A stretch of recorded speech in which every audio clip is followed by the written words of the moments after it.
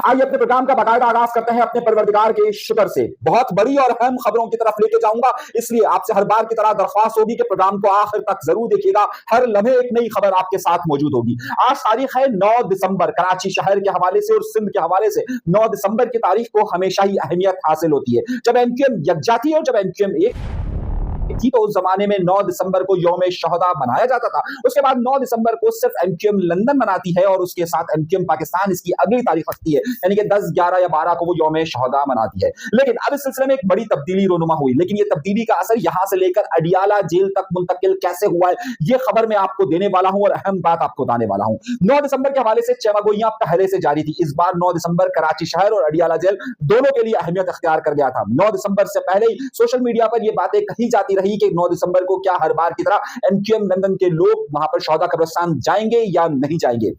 तैयारियों और social media की इब्तदाई आवाजों से यही लग रहा था। कराची के मुख्तलिफ मकामात पर जहां टॉकिंग शुरू हुई थी, वहीं पर उनके बैनर्स भी आवेजा किए गए थे, मगर उससे पहले ही कुछ अहम खबरें आना शुरू हुई। एमक्यूएम राब्ता कमेटी ने अपना एक अलामिया जारी किया और उसमें यह कहा गया कि शहदा कब्रिस्तान की तरफ जाने का तो उन्होंने मना नहीं किया, अलबत्ता उन्होंने यह कहा कि सब टाउन, सब डिस्ट्रिक्ट अपने अपने इलाकों में इस आज के हवाले से तकारीब बनाएं। लेकिन इससे मामला यह हुआ कि ऐसा लग रहा था कि शायद पाकिस्तान के कई लोगों को इस बारे में यकीन नहीं था और खासतौर पर आयशा मंजिल से लेकर शहदा कब्रिस्तान तक सिक्योरिटी के सख्त इंतजाम किए गए थे।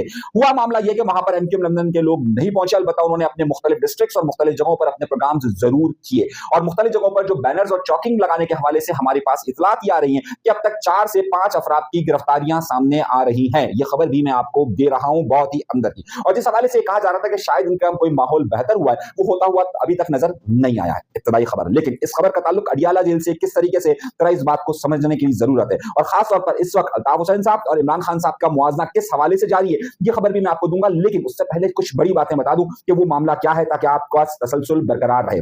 मामला यह था कि 7 तारीख को सिंध कल्चर डे मनाया गया और सिंध कल्चर डे में हर बार की तरह इस बार भी बाकायदा हंगामा आराई का मंसूबा था। यह कल्चर डे अब कल्चर की बजाय एक सियासी स्लोगन के तौर पर इस्तेमाल किया जा रहा है और सियासी स्लोगन का मतलब यह है कि अपने मुखालिफिन को डराने और धमकाने के लिए इस्तेमाल किया जा रहा है। कराची शहर में जब कभी भी डंपर्स का इशू हुआ और जब कभी भी डंपर के मामला हुए तो उसमें जिस किसी ने भी आवाज उठाने की कोशिश की, उन्हें जेल भेजा गया या फिर उन पर सख्त तनकीद की गई, चाहे वो आफाक अहमद साहब हो, एमक्यूएम पाकिस्तान हो, कामरान रसूली साहब हो, एमक्यूएम लंदन हो, या किसी ने भी आवाज उठाई उस पर सख्त इल्जामात आयद किए गए, यहां तक कि जमात इस्लामी ही क्यों ना हो। मगर अब इस सिलसिले का नया एक मामला है। जब कभी भी डंपर को मुश्तिल अफराद ने जला दिया, बाकायदा पुलिस ने उनके घरों पर रेड किए और उनके ऊपर इंसादे दहशतगर्दी के मुकदमा दर्ज किए गए, चाहे वो बयान देने पर आफाक अहमद साहब हो या फिर दीगर लोग। और उस पर खासतौर पर आपने देखा होगा कि जो एमक्यूएम की क़यादत है उसे किस तरीके से निशाना बनाया जाता था। अब जब इनके ऊपर इंसादे दहशतगर्दी का मुकदमा दर्ज कर दिया था, पिछले दिनों, हालिया दिनों के अंदर 2 नवंबर को कराची का इलाका रामस्वामी गार्डन में यह वाकया पेश आया था और उसके बाद वहां पर आपने देखा होगा कि किस तरीके से लियाकत महसूद ने फायरिंग की थी। लियाकत महसूद पर इंसादे दहशतगर्दी का मुकदमा नहीं हुआ, मगर इस बात को डराया जाता रहा कि जिसने लियाकत महसूद के खिलाफ मुकदमा फायरिंग का दर्ज करवाया था, जो मुद्दई था, उसे ही डराया जाता रहा कि तुम्हारे खिलाफ इंसादे दहशतगर्दी का मुकदमा आएगा और वो उसको डराता रहा हर वक्त। लेकिन एक अजीब वाकया पेश आया। एक कानून यहां पर यह मौजूद है और दूसरी तरफ यह होता है कि शारा फैसल पर जो तोड़ फोड़ होती है, सरकारी इमलाक को नुकसान पहुंचाया जाता है, पुलिस की मोबाइलों को नजर आतिश करने की कोशिश की जाती है, एम्बुलेंस को तोड़ फोड़ की जाती है और ये कोई ढकी छुपी बात नहीं है। और फिर जब वहां पर मौजूद पर बाकायदा पुलिस के एहलकार अगर किसी को गिरफ्तार करते हैं तो फिर वहां पर छुड़वाने के लिए एक बड़ी ताकत इस्तेमाल होती है, कई अफराद को छुड़वा दिया जाता है। और पुलिस जब उनके ऊपर मुकदमा लेकर अदालत में जाती है तो अब अदालत कहती है क्या हो गया आपको, ये तो शरीफ लोग हैं, ये तो 100 दफा 144 का मुकदमा होना चाहिए, दहशतगर्द थोड़ी है ये तो वहां से गुजर रहे थे और गाड़ियां इनसे वैसे ही चल गई।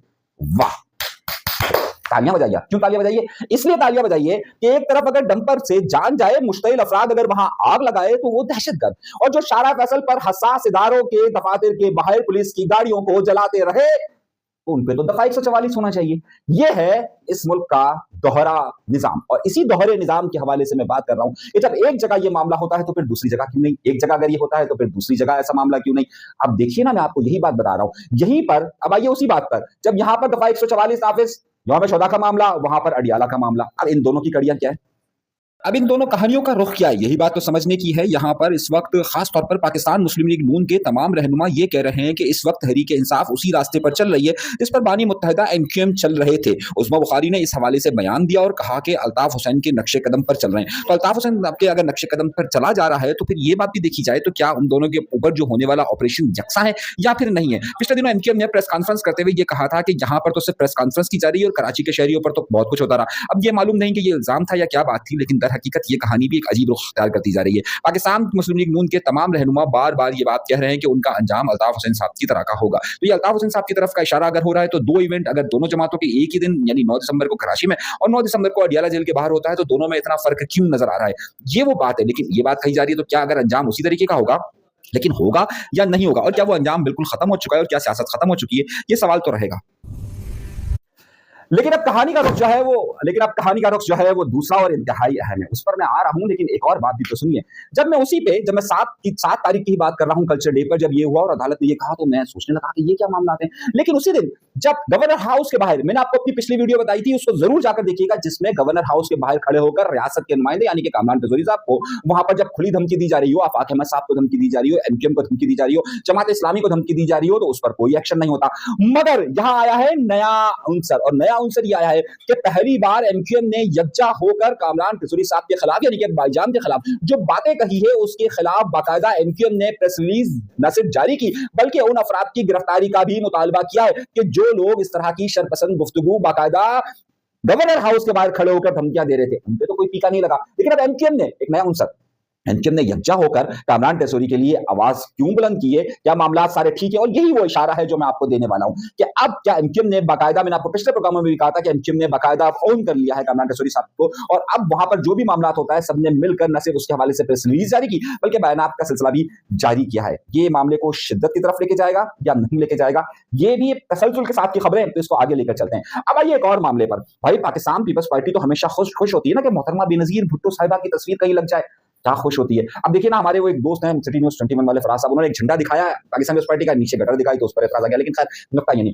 भाई पाकिस्तान पीपल्स पार्टी को तो खुश होना चाहिए ना कि जब कभी भी बेनजीर भुट्टो साहिबा की कहीं तस्वीर लगे और इंटरनेशनल लेवल पे लगे तो उन्हें और सेलिब्रेट करना चाहिए। अब हुआ ये कि एक फिल्म का चर्चा बड़ा जोरों शोर से चल रहा है और वो फिल्म थी खासतौर पर लियारी में गैंग वॉर के हवाले से बनाई गई और उसमें रहमान डकैत को शेर बलोच कह गया। खैर उस पर तो अलग बात है, लेकिन वो जिन जलसों में शिरकत कर रहा था उसमें पाकिस्तान पीपल्स पार्टी को एतराज ये है कि जनाब ये बेनजीर भुट्टो साहिबा की तस्वीरें क्यों लगाई है। तो अब देखिए उसमें सुमिता अफजाल, ये हुकूमत की तर्जुमान खुद को कहती है, पाकिस्तान पीपल्स पार्टी की नुमाइंदा कहती है उनको एतराज हो गया। ये मैं आपको उनका ट्विटर हैंडलर दिखा रहा हूं। अब वो एतराज करती है कि भाई यहाँ पर बेनजीर भुट्टो की तस्वीर क्यों लगा दी गई, नहीं लगानी चाहिए थी। तो अब मैं आपको दिखाता हूं दूसरी तस्वीर। उस दूसरी तस्वीर में ये वाकया है 18 अक्टूबर 2007 का। बेनजीर भुट्टो के काफिले पर हमला होता है और बेनजीर के बिल्कुल साथ आपको असल रहमान डकैत नजर आता है, फिल्म वाला नहीं, असल डकैत। ये देखिए ये तस्वीर आपको मैं दिखा रहा हूं। इस तस्वीर में आपको वाज़ेह तौर पर नजर आ रहा होगा रहमान डकैत। अब जब इस तस्वीर पर अगर पाकिस्तान पीपल्स पार्टी को एतराज नहीं है तो उस तस्वीर पर क्यों एतराज कर रही है? क्या किसी से ढकी छुपी बात है कि जानिसारा ने बेनजीर भुट्टो किसने बनाई थी, कौन उसके पीछे था? जो सच है, चले अब उसको उस तरीके से नहीं बताया गया। अगर वो हमसे कुछ मशवरा ले लेते तो हमको जरा सा बेहतर बता देते कि कौन कौन सी तकारीब ने किस किस जगह पर जानिसारा ने बेनजीर का था, और फिर ये जो लियाकत बाग के अंदर बेनजीर भुट्टो की जो शहादत का वाकया हुआ था वहां कौन लोग शामिल थे, सब हम डिटेल आपको दे देते हैं। लेकिन अब पाकिस्तान पीपल्स पार्टी है, अब पाकिस्तान पीपल्स पार्टी को यही तो एतराज होता है। अब देखिए यहाँ पर वो कह रहे हैं कि यहाँ के गवर्नर हाउस में कोई सियासी तकारीब नहीं होनी चाहिए। हाँ भाई ठीक है, नहीं होनी चाहिए, लेकिन बिलावल भुट्टो ज़ारी कहाँ है? बिलावल भुट्टो ज़ारी लाहौर में। कल पूरा पंजाब के गवर्नर हाउस के अंदर सारी तकारीब होती रही, तो उस वक्त मैं सोचता रहा कि यार ये दो कानून, जिस तरह मैंने आपको पहले बताया कि दो कवानीन, ये जो डंपर को जलाए उसके लिए अलग कानून, जो उधर जलाए उसके लिए अलग कानून, तो दोनों जगहों पर अलहदा अलहदा कवानीन क्यों मौजूद है? इसी तरीके से यहाँ सिंध के लिए अलग कानून, वहां के लिए अलग कानून, दो जगहों पर अलहदा अलहदा कवानीन, इस बात की तरफ इशारा करते हैं। आइए अगली खबर की तरफ, और फिर इसी तसलसल का आगे की तरफ चाहता हूं। यहां पर वही फिल्म बनाई गई जिसमें ये बताया गया कि चौधरी असलम क्या कर रहे हैं और किस तरह के मामला कर रहे हैं। लेकिन एक और बड़ा किरदार भी तो है इस सिंध के हवाले से, पुलिस का राव अनवार। आपको मालूम है कौन किरदार है? अब राव अनवार की गाड़ी एयरपोर्ट पे खड़ी हुई थी और खड़े खड़े उनकी फैमिली वहां मौजूद थी और गाड़ी में लग गई आग। साजिश, हमला या फिर हादसा? साजिश, हमला या हादसा? सोचिए ना, साजिश, हमला या हादसा। अब कोई बैद नहीं है कल यहाँ पर राव अनवार के हवाले से भी कोई फिल्म बन जाए और उसमें कहा कि राव अनवार साहब को भी शेर पुलिस करार दे दिया जाए। जब शेर बलोच वहां करार दिया सकता है तो इंडियन प्रोपेगेंडा, आपको पता है इंडिया जिस तरफ चाहता है खेलता है, और अब इंडिया का ये खेल है। एक बात जब तय हुई, जरा सा समझिए और इस बात को गौर कीजिए। इमरान खान की जमात तहरीक इंसाफ जिस तरीके से पाकिस्तान की मुख्तलिफ क़ुव्वतों, पाकिस्तान की फौज के मुताल्लिक गुफ्तगू कर रही है, अब वो किसी से ढकी छुपी तो नहीं है ना। अब अगर वो ढकी छुपी नहीं है और इस तरह की गुफ्तगू की जा रही है तो आपको लगा कि वहां पर कहीं पर उस तरीके का ऑपरेशन हो रहा है जिस तरीके का हम मुख्तलिफ जगहों पर देखते रहे, कराची में देखते रहे, दीगर जगहों पर देखते रहे, वो सारा ऑपरेशन तो नहीं हुआ। जहां पर बाकायदा ये कहा गया कि अब उनकी बहनों को मुलाकात करने के लिए नहीं दिया जाएगा, लेकिन उनकी बहनें मुलाकात के लिए आती है अडियाला के बाहर, और अभी जब मैं प्रोग्राम रिकॉर्ड कर रहा हूं अब तक उनका धरना चल रहा है, यहां गिरफ्तारियां नहीं होती है। लेकिन गिरफ्तारियां फिर कहां होती है ये भी आपके सामने। तो अभी तक पाकिस्तान तहरीक इंसाफ पर वो वाला ऑपरेशन की जो बात कही जा रही है कि जो हम कराची की गलियों में आज 9 दिसंबर को देखते रहे, वो तो अभी तक शुरू नहीं हुआ। क्यों शुरू नहीं हुआ ये सवाल है। और उसके बाद क्या पाकिस्तान तहरीक इंसाफ कहीं ना कहीं मुज़ाकरात की मेज पर बैठी हुई है या फिर उन्होंने बराह रास्त तसादुम का फैसला किया हुआ है। अभी जब मैं गुफ्तगू कर रहा हूं पाकिस्तान के सोशल मीडिया पर ये बात बहुत ज्यादा वायरल है कि एक बार फिर इमरान खान की बहनें और उन्होंने वहां पर धरना दिया हुआ है और धरने में तमाम लोग मौजूद है, कोई गिरफ्तारी अमल में नहीं आ सकी है। जब ऑपरेशन की बात की जा रही है तो ये ऑपरेशन क्या सिर्फ लफ्जी है या फिर इसे अमली तौर पर सामने भी आएगा। खुद फैसल बावड़ा साहब ये कहते हैं कि अब इनकी ऐसी की तैसी कर दी जाएगी, लेकिन ये ऐसी की तैसी कब, किस वक्त, किस तरीके से होगी? जिसे नासूर करार दिया जा रहा है, क्या उस नासूर का इलाज वाकई में किया जा रहा है या फिर ये लफ्जी बयानात तक ही है? अब इसमें हुकूमत क्यों वो कदम नहीं उठा रही है जो हुकूमत के वुज़रा ये बात कह रहे थे कि अब जो है उसके खिलाफ फैसला होगा और अब यहाँ पर किसी को भी धरने और मुलाकात के लिए इजाजत नहीं दी जाएगी। दफा 144 के निफाज के बावजूद वहां पर वो मामला क्यों नहीं होते? क्या वहां पर भी कोई हिकमत अमली है या नहीं है? ये सवाल है, ये सवाल या निशानात हैं, जरा-सा इसको समझिएगा और गौर कीजिएगा। अगली खबर और उसके बाद हम प्रोग्राम को जरा-सा वाइंड अप की तरफ लेके जाएँगे क्योंकि वक्त कम है और मुकाबला बहुत ज़्यादा सख्त है। अगला अहम नुकता ज़रा बड़ा ही अहम है, वो ये है कि एक बार एक बड़ी अहम शख्सियत और एक टीवी चैनल के मालिक यानी कि मियां आमिर महमूद जो कि दुनिया टीवी के मालिक हैं, वो कराची आते हैं और कराची आकर वो ये कहते हैं कि यहाँ पर सूबे बनने चाहिए।